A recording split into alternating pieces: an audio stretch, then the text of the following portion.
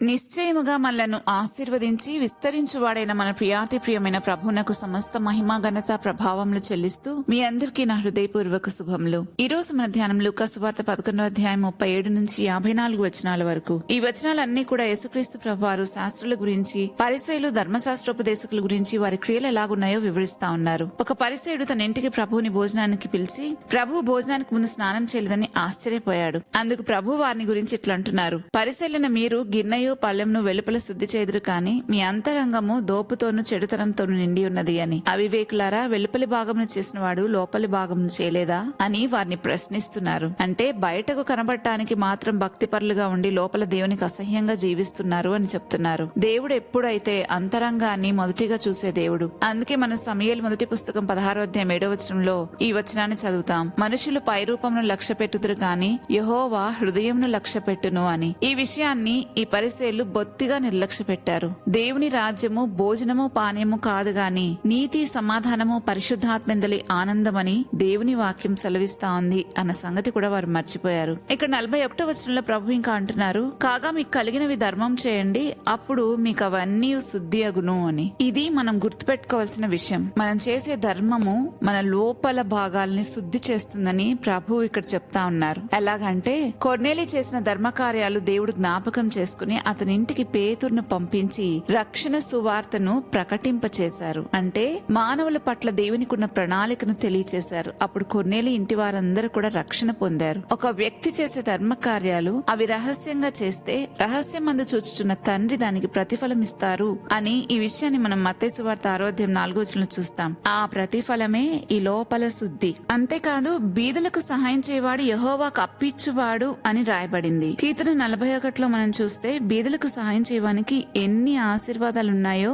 అక్కడ మనం చదవగలం. ధర్మకార్యం చేయడము ఎంత ప్రాముఖ్యమైనదో దీన్ని బట్టి మనకు అర్థమవుతుంది కదా. దాని వెనకాల ఎన్నో సీక్రెట్ ఆశీర్వాదాలున్నాయి. రహస్యంగా దేవుడు మనకు ప్రతిఫలం ఇచ్చేవాడు. అయితే ఒక కండిషన్: ధర్మం చేసేటప్పుడు ఒక చేత్తో చేసింది ఇంకో చేతికి తెలియకూడదన్నంత సీక్రెట్ గా మనం చేయాలని ప్రభు చెప్తున్నారు. అప్పుడే రహస్యం మందు చూచున్న మన తండ్రి మనకు ప్రతిఫలం ఇస్తారని రాయబడింది అక్కడే మత్తయి సువార్త 6వ అధ్యాయంలోనే. దీంతో పాటు ఇంకా 42 నుంచి 44 వచనాలు చూసినట్లయితే ప్రభువు పరిసయ్యులతో అంటున్నారు: మీరు పుదీనాలోను, సదాప మొదలైన ప్రతి కూరలను 10వ వంతు చెల్లించుచున్నారే గాని న్యాయమును దేవుని ప్రేమను విడిచిపెట్టుచున్నారు అని చెప్తున్నారు. ఈ 42వ వచనంలో స్పష్టంగా తెలియజేయబడింది దశమ భాగాన్ని మానివేయమని ప్రభు ఎక్కడా చెప్పలేదు. దశమ భాగం ఇమ్మని యేసయ్య ఎక్కడని చెప్పారా అని చాలా మంది ప్రశ్నిస్తూ ఉంటారు. ఆయన మానమని చెప్పలేదు. వాటిని మానక వీటిని చేయమన్నారు. అయితే చేయమన్న విషయాలు ఏంటో కూడా ఆయన స్పష్టంగా చెప్పారు. న్యాయాన్ని, దేవుని ప్రేమను కలిగి ఉండాలని చెప్పారు. మత్తయి ఇదే సందర్భంలో ఇంకొక రెండింటిని, యేసుప్రభువారు చెప్పిన ఇంకొక రెండింటిని కోట్ చేస్తున్నాడు. మత్తయి 23వ అధ్యాయంలో మనం అక్కడ చూస్తాం. అవేంటంటే విశ్వాసము, కనికరము. కాబట్టి ఒక మనిషి చేసే ప్రతి పనిలోనూ ప్రేమ, కనికరము, విశ్వాసము, న్యాయము ఈ 4 సంగతులుంటే అవి దేవునికి అంగీకారమైనవే. మనం ఏం చేసినా ఈ 4 సంగతులు ఉన్నాయో లేవో చెక్ చేసుకుంటే మనకు అర్థమైపోతుంది మనం చేసే పని దేవునికి సమ్మతమా కాదా అనేది. మనం ఏం చేసినా దేవుని కొరకే చేయమని రాయబడింది కదా. వాక్యం మనకు అదే నేర్పిస్తుంది. కాబట్టి మనం దేవుని కోసం ఒక పని చేశాము అనంటే ఆ పనిలో ఈ 4 ఖచ్చితంగా ఉంటాయి: ప్రేమ, కనికరం, విశ్వాసం, న్యాయం. ఎందుకంటే ప్రేమ లేకపోతే, ఒక మనిషి ప్రేమ లేని వాడైతే వాడు మరణమందు నిలిచిన్నాడని రాసింది. కనికరం లేకపోతే ధన్యులం కాలేము. విశ్వాసం లేకపోతే దేవునికి ఇష్టలం కాలేము. న్యాయం లేకపోతే దేవుని రాజ్యంలోనికి ప్రవేశించలేము. అన్యాయస్తులు దేవుని రాజ్యంలోనికి ప్రవేశించలేరని రాయబడింది. కాబట్టి 4 ఏది మిస్ అయినా కూడా అది మన శరీరేచ్ఛలతో కూడిన స్వభావంలో నుంచి మనం చేసిందే తప్ప మనం దేవుని కోసం పని చేసినట్లు కాదు. కనుక మనం చేసే ప్రతి పనిలోనూ ప్రేమ, కనికరం, విశ్వాసం, న్యాయం అన్ని సమృద్ధిగా ఉండేటట్లు, అలాంటి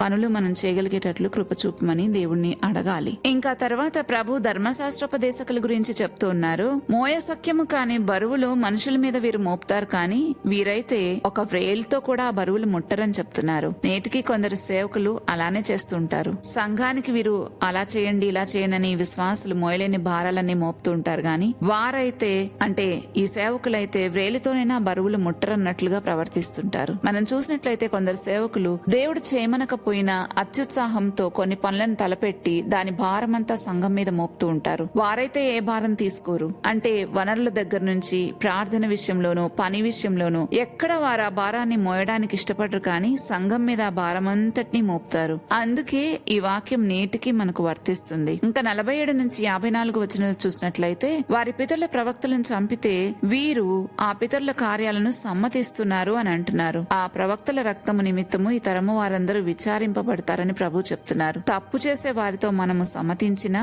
వారి ఫలాన్ని మనం కూడా అనుభవిస్తాము అని మనకిక్కడ స్పష్టంగా అర్థమవుతుంది కదా.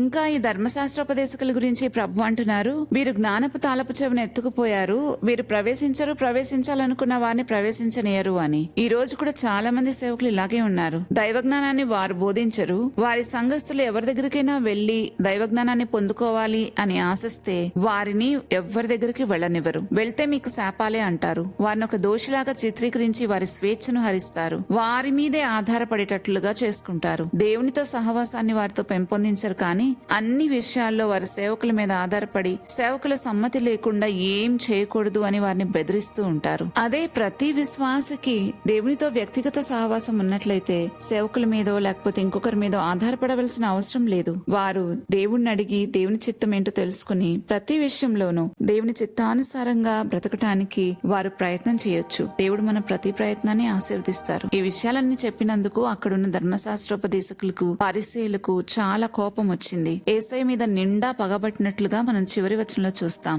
ఇంకా ముగింపులో మనం అర్థం చేసుకోవాల్సింది, దేవుడు మన బయటి ఆచారాలు కాదు, మన అంతరంగ స్వభావాన్ని చూస్తారనేది మనం గుర్తించుకోవాలి. భక్తి పేరుతో మనం చేసే కార్యాల్లో ప్రేమ, కనికరం, న్యాయం, విశ్వాసం లేకపోతే అది దేవుడు మెచ్చుకునేది కాదు. ఊరికే అది మన స్వనీతి కోసం, మన సాటిస్ఫాక్షన్ కోసం మనం చేసుకునే పనులే.